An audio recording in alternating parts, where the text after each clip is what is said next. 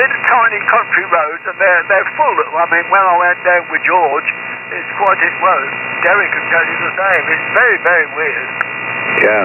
Well, I only went to Stanley's other place in Lincolnshire. Oh God, what's it called? He had quite a bit of land there, didn't he? Yeah, I didn't go to his the Mildenhall one, but yeah, I've seen it. Yeah, I've seen it on the map. I know it's pretty close by. Yeah. It is. They are planning to close it, aren't they? What are they? Mildenhall, yeah. They're cutting back on the bit, Alan, because they're not going to do such a large presence in Europe anymore, are they? Well, it's a money-saving exercise, I think. The reconnaissance aircraft, I can't remember what they're called now, they're coming to Fairford, just up the road here. I don't know where. I think the refuelling aircraft are going to Germany because they got KC-135s there as well, haven't they? So I think they're going to Germany, but it's not for a few years yet, sort of 2022 or something.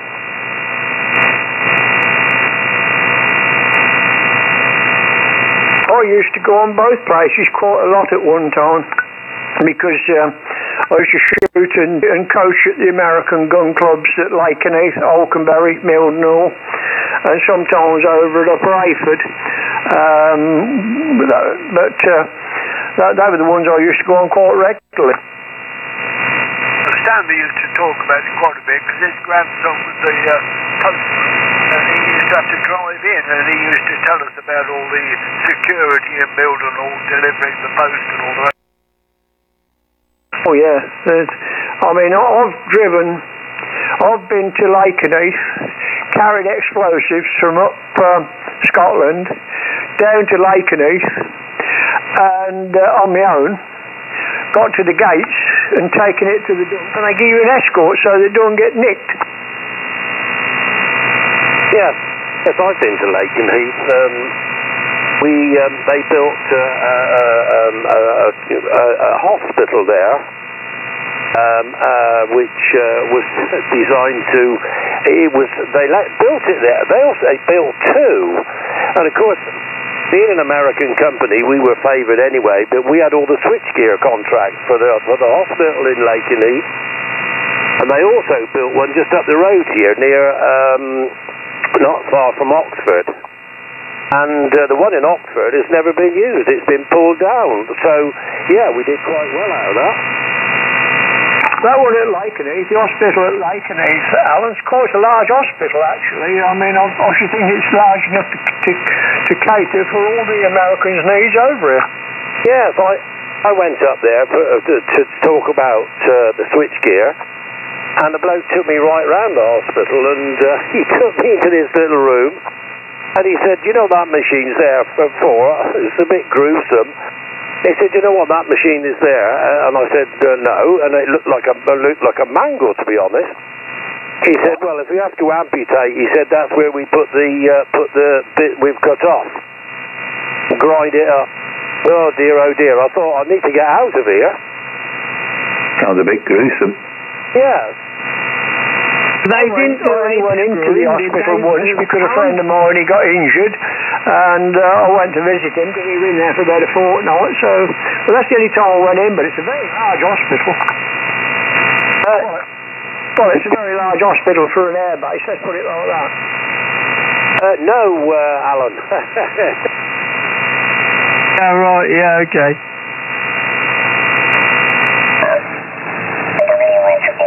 Victoria.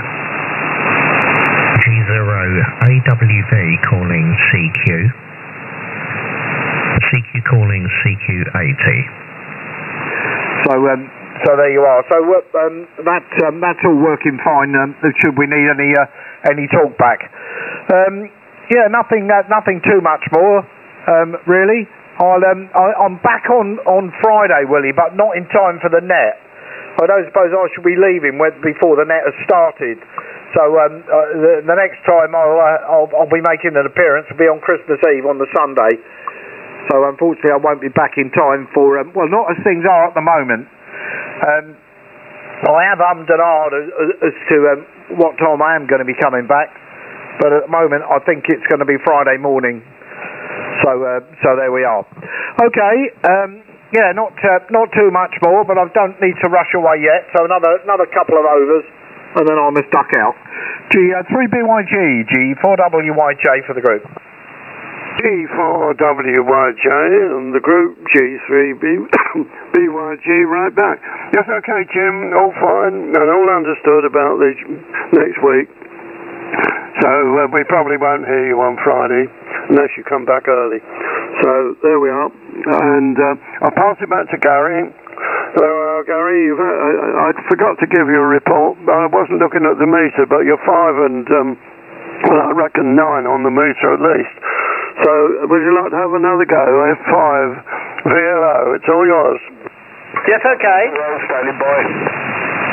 Okay, there was someone else standing by there, so I hope you got who that was. I jumped in a bit quick there. Okay, fine, no problems. It was nice hearing you guys talking about 2 meters. I used to do a lot of 2 meter operation. I was based at Stogursey, which is very near to the Hinkley Point power station there, so I'm sure you must have heard of that place, and that's where I was operating. My English call sign was G8WVR, and I used to do a lot of 2 meter SSB and what have you. But you also mentioned, which was nice to hear it mentioned again, was the Holsworthy, and I used to work Charles many times. He was a very good friend. He noticed, so it's all fascinating stuff. But the fact that this change of tablets has made me mentally much clearer is obviously a big plus. Uses each side to disconnect. It's quite easy to get at. You take the qui me délivre actuellement 300 watts, quoi. Be the wrong or the right reasons, I don't know, but certainly... Actually, Steve, 18th. Lunar lander. And that was like a flash. -1 here. It's the sun has come up a bit, and the mist. To keep it down. Just say yes, we erect our Christmas tree on Christmas. To Mike, 73 Mike, and I see the electron flux, and I also. She didn't really fancy going out today at all, but she's gone off down there, so... On a railway line, and then it was the most peculiar thing. It was called a flying bedstead because it looked like the old metal bedsteads that used to be about with arms sticking out. One of the pilots of that were killed though when it was being tested. Yeah, I remember that. Yeah, but I've seen footage of the testing this other thing, which was it's like the lunar lander, you know. It was, and they had to eject off that. That one was difficult. Because anything like that, even the what's it called, the Hawk. Oh God, you got me going now. That vertical takeoff, what we dumped, and the Americans have kept on. That was a bit of a handful to get right. I didn't realise the flying bedstead was up at Burloy Day. Well, that's interesting. Oh yeah, over at Naval the Naval Air Base, it was Hangar Forward, that was. Oh, right, yeah, well, a peculiar thing, weren't it? But there you go. I mean, it was something else in them days. Cars up there. Sorry? There's still hundreds of cars up at Burloy. Thousands of them up there, mate. There's about 2 miles of solid, about 2 miles by 300 feet solid cars. I thought it looked so when I flew over it in a plane the other day. I'm not sure that's cars still. Oh yeah, there's thousands there, mate. Oh, the North-South's got cars on it. The Main's got cars on it. The 2-4's got cars on it. Some of the Perimeter's got cars on it. Oh, they're everywhere, mate. If you want a new car, just pop up there. Oh, they're all waiting to be sold off, are they? Oh God, I'll tell you what, Frank, you wouldn't believe how many cars are up there, how many going and coming from there all the time. You ride up the Bedford Road, say to go to Bedford or something, and you don't see less than say half a dozen transporters, up and down there, constantly. Yeah. You think you're getting a new car straight off the conveyor belt, and it could be stood in there on a runway for 6 months. Yeah, this is it. People think they get new cars, but they've been probably standing up there for God knows how long. I'll tell you what, I see a load of new cars a few years ago on the just off the A43 near Brackley, and it was in the winter, bad weather, and there they stood in this field, all these new cars, and even got number plates on, and the water was up to the sills of the cars because the field was flooded. Yeah, it's a shame, isn't it? If you're unfortunate, you get one of them, you don't know what you know. It could be. You think you've got a Friday afternoon or a Monday morning car, don't you? And it's wallowing in a load of water. David, do you remember Cyril Freeman? Sorry? Do you remember Cyril Freeman? Very much so, yeah. Oh, we ordered a car for Margaret at a meeting, and she wanted this colour and that and all the rest of it, And he said, it'd be so many weeks. I said, well, can't you find one, Cyril? Thinking there'd be one in England somewhere. And he said, no, I'd prefer to order you one, Lloyd. I said, why? He said, because it'll come from the factory, it'll have your name on, it'll be factory fresh, and he said, I will never ever have any trouble with that car. I said, does it make that much difference? He said, I know you. He said, any problems, you'll be back. He said, and I will never ever have any problems, and we never did. Yeah, I mean, Cyril, I used to get on a lot with him, Cyril and his brother, but I see what they've done now to that land, what he had. Well, they're building, but they keep stopping, don't they? Can't make it out, yeah. They're building flats, aren't they, there? Well, of course, cars don't rust and rot like they used to, do they? So, it don't make no difference now. Oh, I'll tell you what. In the 60s, God, they used to rust. Do you remember Roy, the Vauxhall Victor, the first one that come out looking like an American style, with the flutes down the side? Oh, that and the Renault Dauphine, they leave them out in the rain and they're a pile of rust. Cool, they rusted out, didn't they? You could watch the rust grow, couldn't you? Yeah, all up the wings where the wheel arch were. The first car, a new car I bought, they asked if I wanted it undersealed to have a coating put underneath to protect it from rust. In other words, the manufacturer didn't do it, you paid extra. Yeah. I'll tell you what, all the motors we had at the Royal Aircraft, they we had to take them into Bedford to a firm to have them all under spray because they rusted so much, the old Cortinas and what have you. Yeah, I remember buying it like a black gunge, and you paste this onto the wheel arches or wherever you could, and that's you used to have to do it yourself, and right now they're all dipped and coated, and you don't see many rusty cars. You don't see cars rusted like they used to be years ago, but I'll tell you what, when that Vauxhall Victor was about over here, it finished being manufactured and they were rusting out and everything. I went to shoot at a place called Eurovillas, which was the Spanish international shooting ground just outside Madrid, and we landed at Madrid airport, and when we went outside, there was this row, and there must have been 30 of them, Vauxhall Victors in perfect condition, all different colours, but in absolutely perfect condition up there. Being away from the sea and being in Spain, they did keep okay, but they ain't got a spot of rust on them. Yeah, it's come a long way with both engines and bodywork, really. Obviously, the other mechanical bits where the steering and the wheels. That's right. You see a few cars where the wheels collapsed, but the main thing, the engines and the bodywork now are superb. The last car I had that rusted was not that long ago, actually. It was got to think, about 2006, 2005, I bought a brand new Mercedes E-Type, E-model, E-Type, you know, a 220 or a 240 something, and I tell you what, at 19,000 miles, that was on every wing. I took it back, and because they're supposed to be guaranteed for 30 years, the body on a Mercedes, I took it back, had a Barney, and sold it the next day, and went on to Jaguar, and I've never gone from anything else since, never had any trouble. I've had, 6 Jaguars since then, and they've all been good.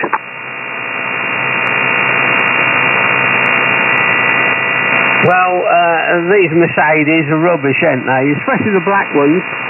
No, Mercedes are a good motor, but that particular model, what they did, they'd done a fault with the anti-corrosion, whatever they'd done. I don't know what it was exactly, but there's something wrong with the way they did the anti-corrosion. But instead of telling anybody, they didn't. They didn't recall them. If they'd have recalled them, they might have had several thousand cars to completely redo. Whereas if they just left it, there were only 1 or 2 people probably complain, like I did, because they offered to completely re-spray it. See, they only had 1 or 2 to do, so they didn't tell anybody. But I mean, the Mercedes I'd had before that had all been very good. But the only thing I found with the Mercedes, the seats were very hard on them. Of course, there's been 1 or 2 various bad faults on various makes just lately, and they've all been and Vauxhall, they've been very, they're caught far, aren't they? And they've been very secretive. Well, they do. They don't. You see, if they say, right, they've got to recall them, they might only recall 5,000 cars or 100,000 cars, whatever it is, I don't know. But whereas if they don't say anything, they only have those that people moan about, you see, and it might only be a couple of hundred at the most. Yeah, right. Unless it's safety, of course. Which case, you know, they've got to recall them, I guess. You can't push that under the carpet. But I've had pot calls now for God, as long as I can remember, and my brother-in-law won't have one because of the old stigma of the rust. But I've found them okay. There's only one. I got a Vauxhall. It wasn't these, it was something else. I got it from you. And it used to guzzle bloody oil. It was like a 2-stroke. I keep topping it up. In freezes, so I'm going to have to get in touch and see if they can speed this up. I don't think it's good enough there, but there we go. Stuart. M0STF 20GGI. Back to you, over. Yeah, okay, and I think that was Tez that called in as well there, Rob. Yeah, well, I have a similar problem with. Well, I don't have a problem. It's every time I transmit, it wipes out my internet. But if I put it, strangely enough, if I use my wireless dongle for the internet works okay. So it's just the length of my network cable, I think, picks up my RF transmission and wipes out the internet momentarily while I'm transmitting. But strangely enough, and you think it would be affected even more, wouldn't you, with the frequencies are totally different. The wireless dongle works fine. Anyway, but that's one of those things. Anyway, that was Tez that called in.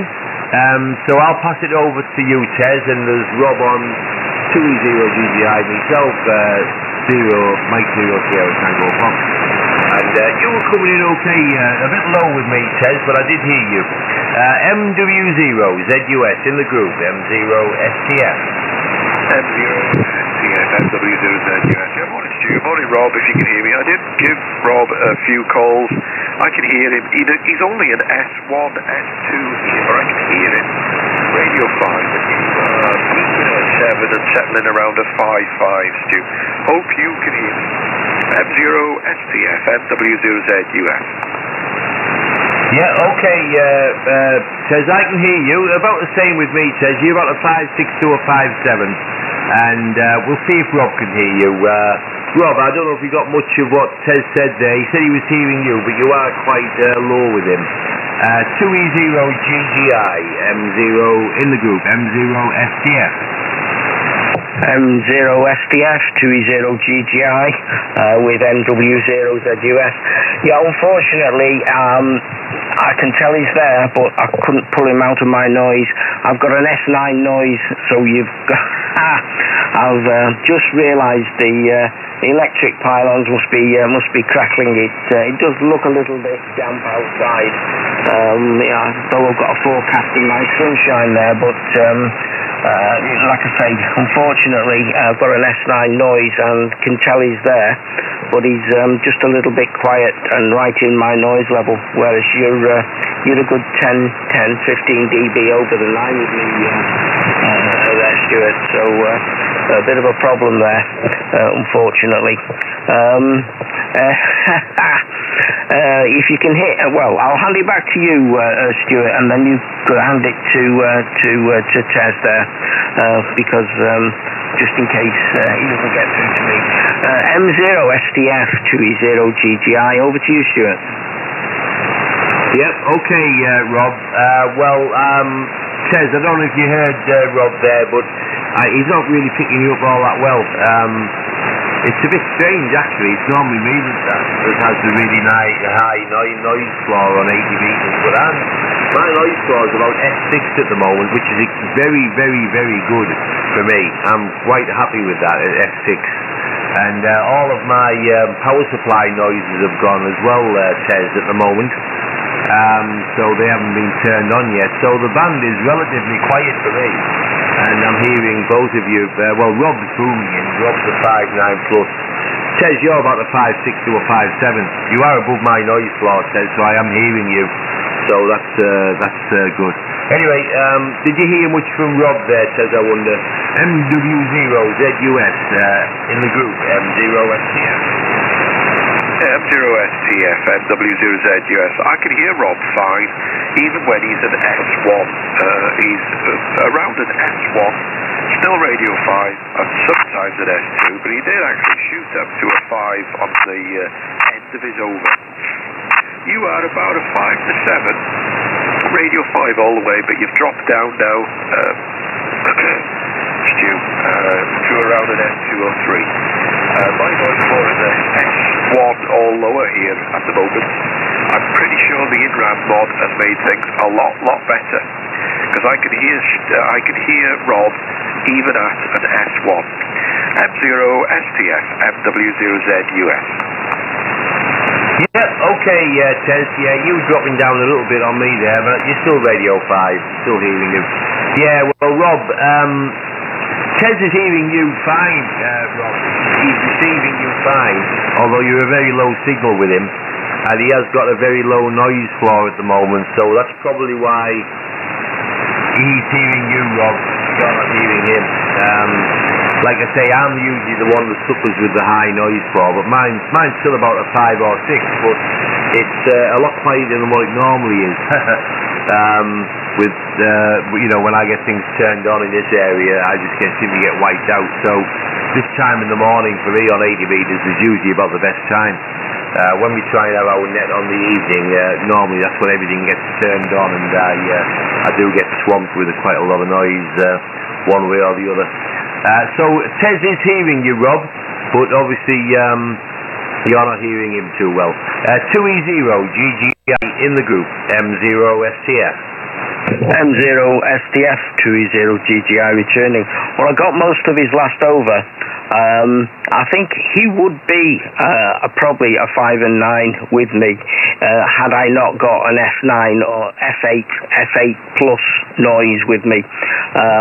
But he did actually just peak a little bit over the 9 at one point on that last over, and then you faded down in the middle and then came back up towards the end of your QSO on that last one. But like I say, I think I normally would be getting him a 5 and 9 had I not got this unusual amount of noise at my end. It's local QRM, it's got to be, and I'm not sure. I don't usually get it this loud.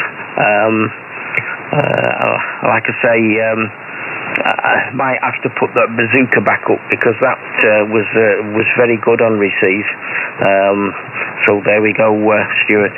M0 SDF 2E0 GGI. Back to you, Stuart. Over. Yeah, okay, thanks, Rob. MW0ZUS in the group, M0STF. Yeah, you dropped down there quite significantly towards the back end of your over there, Rob. You're 5959 plus, and you dropped down to about a 5.6 to 5.7. So maybe it's just QXB, or maybe the band's dropping out, I don't know. Let's just make sure Tez, I'm still hearing Tez. Over to you, Tez. MW0ZUS in the group from M0STF. Yeah, I'll give Rob a shout because he came up on his last one, 2E0GGI MW0ZUS. Yeah, Stu, you came up to a 5.7, but then dropped down to a 5.2. You know what? With the low noise here, I can hear somebody at S1, even a radio 5. I can still understand fine. So yeah, it's funny, isn't it? On your last over, you went up to a 5.7. And then drop down to about a 5.2 within a second. It's a funny old business, isn't it? I'll hand it over to Rob. If he doesn't pick up, it's over to you, Stu.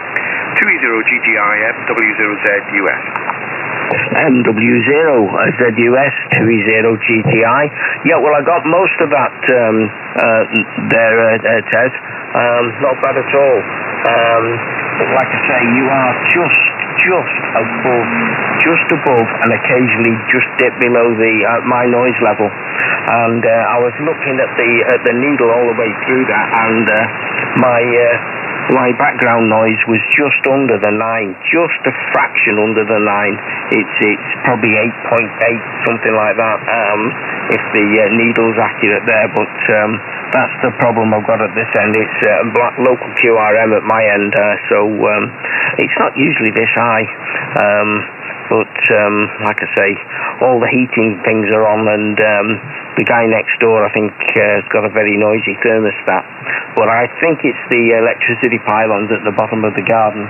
It's looking just a little bit damp out there, and early morning dew on the insulators, and it does crackle. Top band's just totally impossible. It's just one complete crackle on that, and 80 meters is it's fine when it's a lovely nice dry morning, but if it's just a bit damp, like I say, I think we've got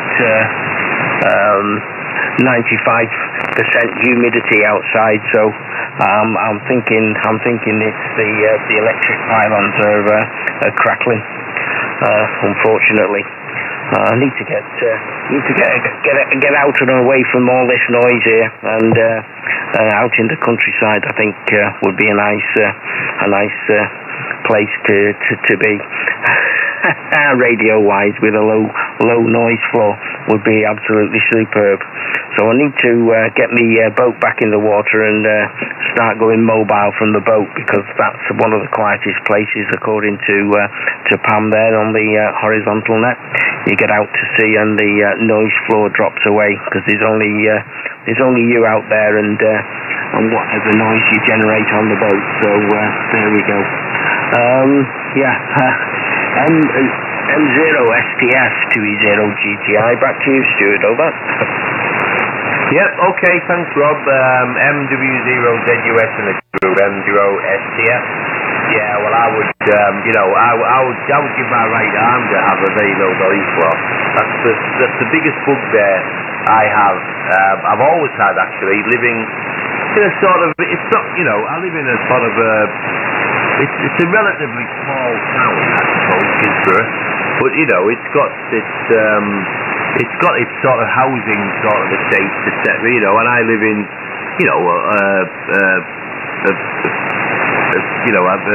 what's the word? Blimey, my brain's gone to sleep. It's quite a fairly sized residential area, if you like. So there's houses all around me, and there always has been. And just lately, noise seems to have got worse. I don't know whether it's just because it's Christmas. Everybody's got these LED lights and things like that, possibly. We'll have to see in January to see if it settles down again. But even even at the best of times, I used to always get quite a lot of noise. You know, to me, S5 and S6 is quiet. That would be very quiet. Sometimes I get S8 and S9, and then it's virtually unusable, so I just don't bother. You know, I pack in. Noise has always been a real big bugbear of mine. I did once. I actually bought a 706 once just to go portable or mobile to see what it was like out in the countryside, but I never actually got around to using it, strangely enough. But I would, I would pay good money if I had any to get into a position where I had very little noise. But I don't think it's going to happen. And I mean, obviously, I'm going to have to experiment with some different antennas. I've often quite fancied trying a magnetic loop as a receive-only antenna. And I could do with also trying to put up a decent-sized horizontal loop or sky wire, sky loop, whatever you call it. It would have to be horizontal, or else I think maybe just the biggest loop I could get up in the area that I've got. But they're meant to be a little bit more noise resilient, aren't they, the big loop as well also. I did try a loop once, but it was only relatively, it didn't have a lot of wire in it. I basically just brought the two ends together from my doublet, well, not quite, you know, but made it into like a bit of a triangular delta horizontal loop. And it sort of worked, but it wasn't great, to be honest, but it wasn't an awful lot of wire in it. So I think that was mainly what the problem was there. Anyway, there we go. Well, I won't rattle on too long in case conditions are changing. The funny thing is, Rob, when you drop down, I hear Tez better, and then when Tez drops down, I hear you better. So it's just a skip, isn't it? And I'm just trying to rattle my brains, Rob, to find out, to remember where your home QTH is when you're not on your boat. So maybe you can remind me on the next over. MW0ZUS in the group, M0STF.